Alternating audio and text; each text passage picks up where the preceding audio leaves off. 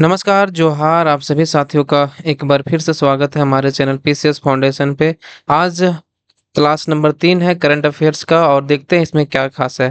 जैसा कि एसएससी ने मतलब बोल दिया है कि चुनाव से पहले एग्जाम होगा, तो होगा एग्जाम और आप लोग बने रहिएगा, अंत तक बने रहिएगा, सब कुछ मिलेगा। करंट अफेयर के अलावा झारखंड जीके भी मिलेगा, लैंग्वेज पेपर भी मिलेगा, सब कुछ मिलेगा। बस चैनल को सब्सक्राइब कर दीजिएगा और लाइक कर दीजिएगा। इसीलिए सीरीज का नाम है रीस्टार्ट यानी सिलेक्शन वाला सीरीज।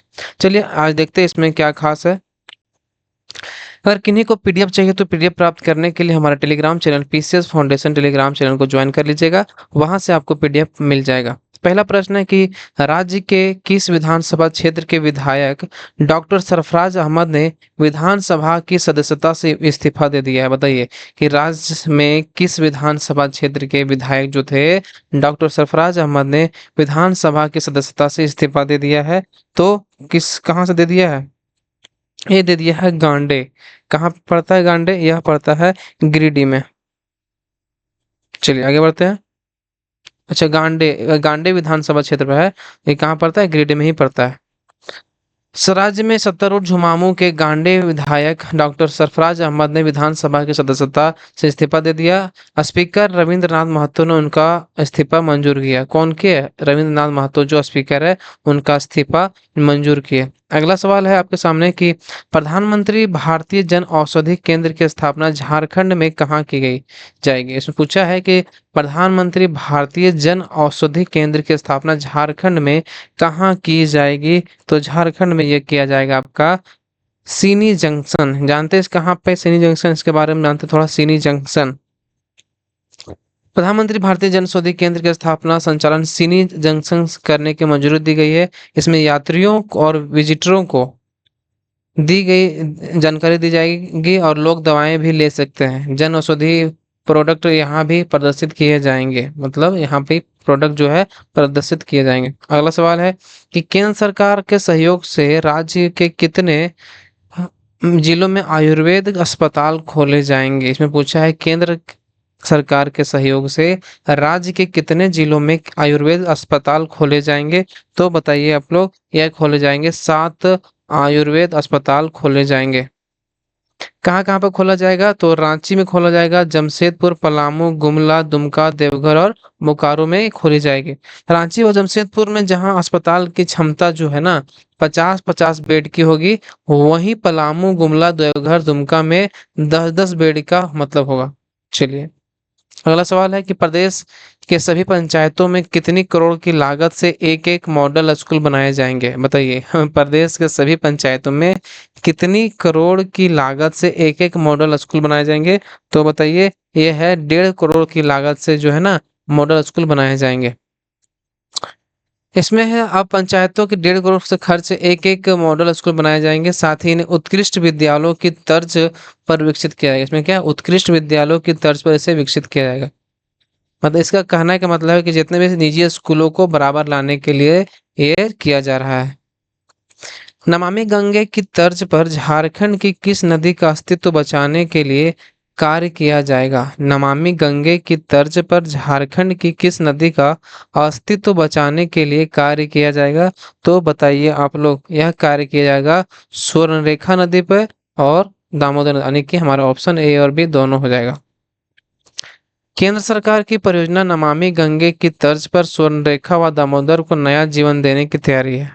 इनकी सहायक नदियों का अस्तित्व बचाने के लिए योजना पर काम शुरू हो गया है। इसके लिए Indian council of forestry research and education के अंतर्गत संचालित भारतीय वन उत्पादकता संस्थान रांची इकाई द्वारा डीपीआर तैयार किया जा रहा है। डीपीआर इसका तैयार किया जा रहा है। अगला सवाल है कि वित्त वर्ष 2024-25 के बजट में झारखंड सरकार द्वारा स्वास्थ्य चिकित्सा हेतु कितनी राशि प्रस्तावित की गई है।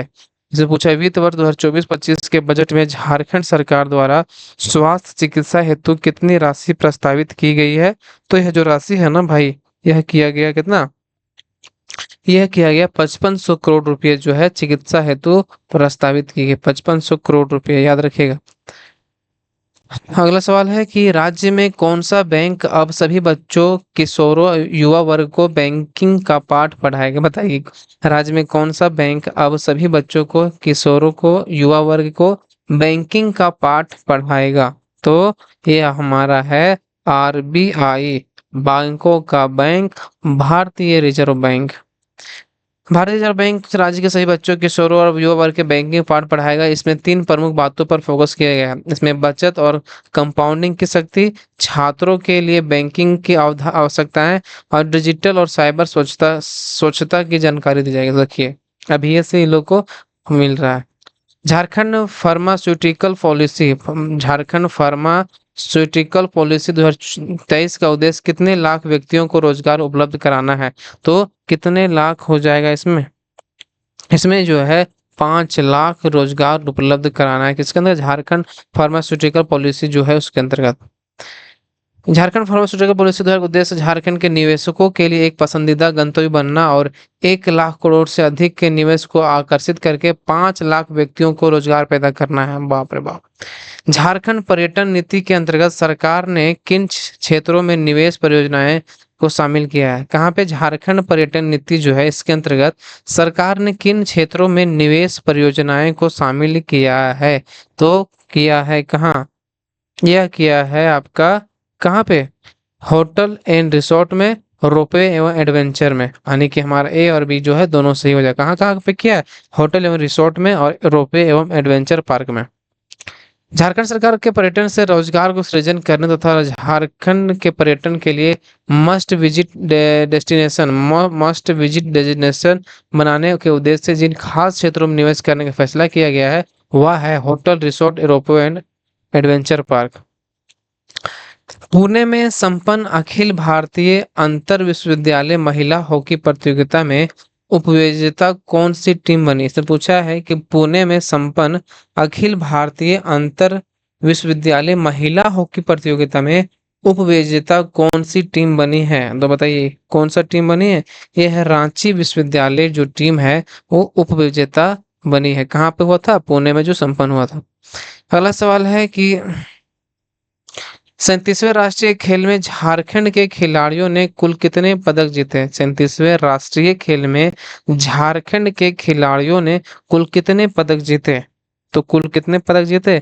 यह जीते हैं 25 पदक इन्होंने जीते। कितना? 25 पदक, याद रखिएगा। गोवा में 9 नवंबर को हुआ 2023 को संपन्न 37वें राष्ट्र खेल के झारखंड से 351 खिलाड़ियों तथा ऑफिशियलों का दम ऑफिशियलों का दल भाग लेने गया।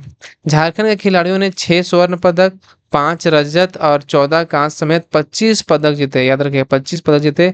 झारखंड की सबसे अधिक 4 स्वर्ण, 3 कांस्य लोन और बॉल्स में 2 रजत और 6 कांस्य, मतलब ये सब जो है ना ये सब दिया हुआ है। पढ़ लीजिएगा आप। झारखंड मिसेज इंडिया कौन बनी? बताइए झारखंड मिसेज इंडिया कौन बनी? तो झारखंड मिसेज इंडिया जो बनी, झारखंड मिसेज इंडिया बनी है प्रिया दास। याद रखिएगा प्रिया दास जो है झारखंड मिसेज इंडिया बनी है। मनिहारी विधायक मनोहर प्रसाद सिंह की पुत्री मीनाक्षी माधुरी झारखंड मिसेज इंडिया बनी है। मीनाक्षी माधुरी जो है वो झारखंड मिस इंडिया बनी। सॉरी सॉरी, अगला बता दिए हम। ये है मीनाक्षी, माफ कर दीजिएगा आप लोग, सॉरी गलती से मिस्टेक। ये जो है ना ये मीनाक्षी माधुरी है। कौन है? मीनाक्षी माधुरी। फॉर एवर स्टार इंडिया की ओर से जयपुर में इसका आयोजन किया गया था। मिसेज झारखंड 39 वर्षीय मीनाक्षी जो है फिटनेस कोच है। क्या है? मीनाक्षी जो है फिटनेस कोच है। चलिए आगे बढ़ते हैं।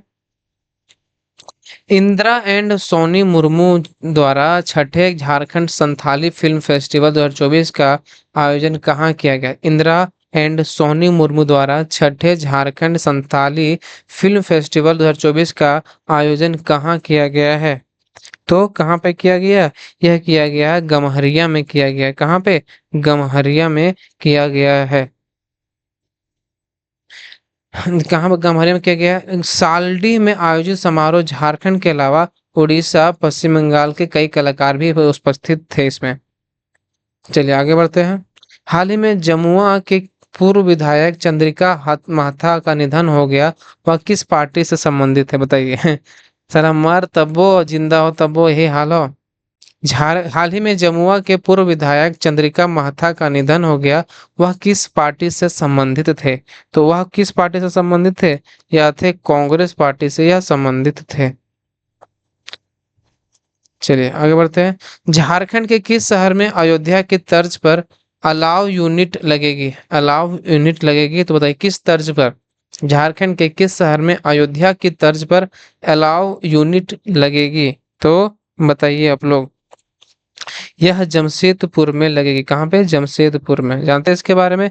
ठंड के मौसम में शीतलहरी से निपटने के लिए जमशेदपुर में अयोध्या की तर्ज पर ई अलाव यूनिट लगेगी। झारखंड बिहार में यह अपने तरह का पहला प्रोजेक्ट हो। क्या है? ई ई अलाव यूनिट।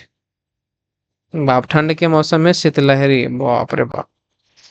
पुरुषोत्तम की पद यात्रा, ये जो किताब है, और ओ जीवन के शाश्वत साथी, दो किताब इसमें है। ओ पुरुषोत्तम की पद यात्रा, पुरुषोत्तम की पद यात्रा, और ओ जीवन के शाश्वत साथी नामक पुस्तक के लेखक जो है वो कौन है? बताइए कौन है इसमें। ये है आपका डॉक्टर मयंक कुमार मुरारी जो है, डॉक्टर मयंक मुरारी। ये लेखक है किसके? पुरुषोत्तम की पदयात्रा और ओ जीवन के शाश्वत साथी। जिसके बारे में थोड़ा जानते हैं। झारखंड रत्न से सम्मानित मयंक मुरारी ने पुरुषोत्तम की पदयात्रा और ओ जीवन शाश्वत नामक पुस्तक की रचना की है। दोनों किताबें सारांश वैज्ञानिक चेतना के आधार पर मौलिक विचारों का प्रकटीकरण है। अगला है, देश के टॉप पढ़ाकू जिलों में कौन सा जिला टॉप पर? बताइए पढ़ाकू जिला कहाँ है भाई साहब। तो देश के टॉप पढ़ाकू जिला में जो है ना भाई साहब, हमारा कौन सा हो जाएगा? हमारा दुमका जो है देश के टॉप पढ़ाकू जिला में से है। देश के टॉप पढ़ाकू जिलों में झारखंड का दुमका जिला टॉप पर है। बिहार का मुजफ्फर जिला दूसरे स्थान पर है। मुजफ्फर जिला बिहार का दूसरा स्थान पर है, दुमका पहला स्थान। अमृत भारत स्टेशन योजना के तहत प्रधानमंत्री नरेंद्र मोदी ने झारखंड के कितने रेलवे स्टेशनों के पुनर्विकास का कार्य शुभारंभ किया? ऐसा पूछा है। अमृत भारत स्टेशन योजना के तहत प्रधानमंत्री नरेंद्र मोदी ने झारखंड के कितने रेलवे स्टेशनों के पुनर्विकास का कार्य शुभारंभ किया है? तो पुनर्विकास का कार्य शुभारंभ किया है, बताइए। यह है 27 रेलवे स्टेशन पर। इसे पढ़ लीजिएगा कहाँ कहाँ पे किया जाएगा। सो कल का थोड़ा रिपीट हुए क्वेश्चन। झारखंड में अब कितने यूनिट तक बिजली झारखंड में अब कितने यूनिट तक बिजली खपत करने वाले उपभोक्ता को मुफ्त बिजली मिलेगी? इसमें पूछा है ना कि कितना यूनिट आप जलाइएगा तो आपको मुफ्त मिलेगा। तो यह मिलेगा कितना? यह मिलेगा 125 यूनिट तक आपको मुफ्त में मिलेगा। मतलब इसके बाद आपका बिल में नहीं पे करना होगा। पहले 100 यूनिट था, अब कितना कर दिया गया? 125 यूनिट कर दिया गया, बशर्ते उपभोक्ता द्वारा कुल खपत की गई बिजली की मात्रा 400 यूनिट के अंदर हो। चलिए, झारखंड राज्य में वर्ष 2023 में फाइलेरिया को कितने मरीज मिले हैं? झारखंड राज्य में वर्ष 2023 में फाइलेरिया के कितने मरीज मिले हैं? तो फाइलेरिया के जो मरीज मिले हैं ना भाई साहब, ये 3120 मरीज मिले हैं। 3120 मरीज। सूबे में वर्ष 2023 में फाइलेरिया के 3120 मरीज मिले हैं, जिसमें सर्वाधिक मरीज जो है गुमला में मिला, 853 गुमला में। पाकुड़ में 409 जिले में थे। टॉप 5 कोल्हान के 2 जिले हैं, पूर्वी सिंहभूम तथा पश्चिमी सिंहभूम जो है इसमें शामिल है। कोडरमा एक भी मरीज नहीं, कोडरमा में फाइलेरिया के एक भी मरीज नहीं मिला है, याद रखिएगा। सबसे ज्यादा कहाँ पे? गुमला में। झारखंड में संचालित ऑपरेशन त्रिशूल जो है किससे संबंधित है? झारखंड में संचालित ऑपरेशन त्रिशूल जो है किससे संबंधित है? ये त्रिशूल जो है ना भाई साहब, ये है बड़े नक्सलियों को पकड़ने के लिए ऑपरेशन त्रिशूल संबंधित है। चलिए, पकड़ने के लिए ऑपरेशन त्रिशूल चलाया गया था। अनिल दा अमित मुंडा, महाराजा प्रमाणिक सहित लगभग 1 करोड़ नक्सलियों को घेरने के लिए ऑपरेशन त्रिशूल शुरू किया गया था। यह अभियान रांची, चाईबासा, खूंटी जिलों के समीपवर्ती इलाकों में आरंभ किया। कहाँ कहाँ पे? रांची, चाईबासा, खूंटी के समीप वाले जिला में। झारखंड में संचालित ऑपरेशन त्रिशूल जो है एक ही हो गया। हाल ही में केंद्रीय कृषि मंत्री अर्जुन मुंडा ने कृषि क्षेत्र से जुड़ी कितनी योजनाओं को लॉन्च किया है? इसमें पूछा है कि हाल ही में केंद्रीय कृषि मंत्री अर्जुन मुंडा ने कृषि क्षेत्र से जुड़ी कितनी योजनाओं को लॉन्च किया है? तो कितनी योजना हो जाएगा? ये जो है ना भाई साहब, ये लॉन्च किया है आपका 3 परियोजनाओं को लॉन्च कितना 3 योजनाओं को लॉन्च किया गया है।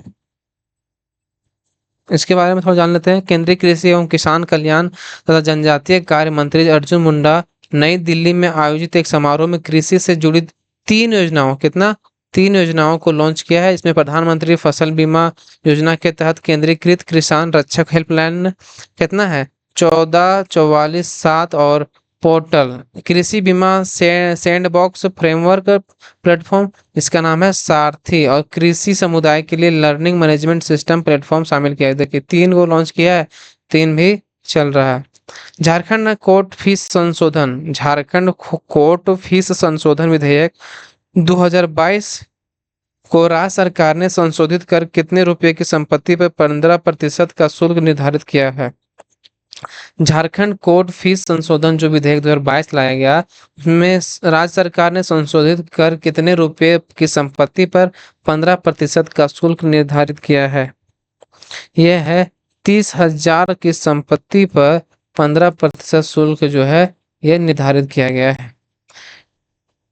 इसमें वही चीज लिखा हुआ है 30,000 के समय तक होगी पर कुल 15% शुल्क लगेगा। उच्च न्यायालय में शपथ पत्र के लिए 30 और अन्य न्यायालयों के लिए 20 शुल्क तय किया गया है तथा वकालतनामा के लिए 50 और 30 रुपये का शुल्क तय किया गया। नीति आयोग द्वारा जारी देश के अल्प विकसित 112 आकांक्षी जिलों की अप्रैल 2023 की डेल्टा रैंकिंग के अनुसार कौन सा जिला जो है देश भर में पहले स्थान पर रहा? बताइए। 112 आकांक्षी जिलों की जो अप्रैल 2023 में डेल्टा रैंकिंग हुआ के अनुसार कौन सा जिला जो है देश भर में पहले स्थान पे है? तो पहले स्थान पर कौन है? ये है हमारा पूर्वी सिंहभूम। कौन सा है? पूर्वी सिंहभूम, यह पहले स्थान पे है। चलिए आज के सवालों की संख्या यहीं पे समाप्त होती है। एक सवाल रिपीट थे और तो कोई दिक्कत नहीं, आप मैनेज कर लीजिएगा। और चलिए मिलते हैं अगले वीडियो में। अब तक के लिए धन्यवाद। आप लोग से गुजारिश है, आप लोग से आग्रह है कि चैनल को सब्सक्राइब और लाइक जरूर कर दीजिएगा। आपसे बस यही उम्मीद है। चलिए मिलते हैं अगले वीडियो में।